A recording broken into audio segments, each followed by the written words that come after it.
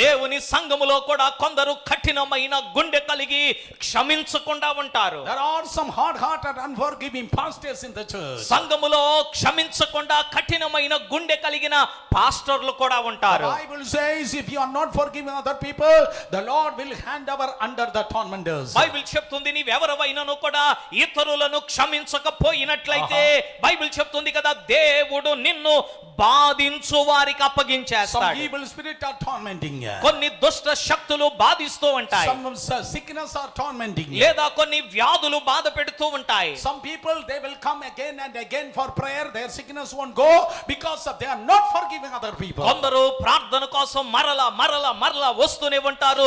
ఎందుకనంటే వారు క్షమించరు కాబట్టి. Today in the name of Jesus, when you forgive, in the split of second you are going to receive your miraculous healing. ఈ రోజు యేసు నామములో నీవు క్షమించగానే మరుక్షణమే నీ జీవితంలో స్వస్థత, విడుదల, అద్భుతములు నీవు చూడబోతున్నావు. Yeah, when you are not forgiving other people. నీవు ఇతరులను క్షమించకపోయినట్లయితే, When you are forgiven, not forgiving other people. నీవు క్షమించబడి ఇతరులను క్షమించకపోతే, that is not the dangerous for other people, but that unforgiveness is tormenting you. అది ఇతరులకు ప్రమాదం కాదు, నీవు క్షమించకపోవుట నిన్ను వేదనకు గురి Some చేస్తుంది. people I counsel them and I ask them, brother, sister, you have to forgive them. కొంతమందిని నేను కౌన్సిలింగ్ చేస్తూ వాళ్ళకి చెప్తుంటాను, అయ్యా సహోదరుడా సహోదరి నువ్వు వాళ్ళకి క్షమించాలి అని. And they will say, I won't forgive them. వాళ్ళు అంటారు, మీరు ఏమన్నా చెప్పండి అయ్యారు, వాళ్ళని మాత్రం నేను క్షమించలేను. Oh, you don't know how much they hurt me.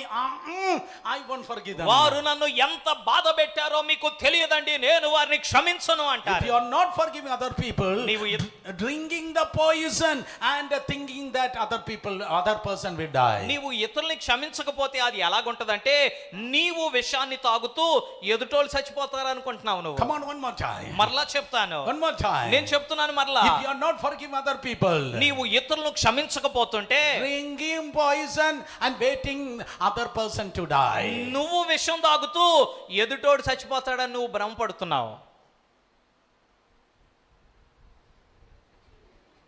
చూస్తున్నావు చచ్చిపోతున్నాడా లేదా ఎదుటోడని.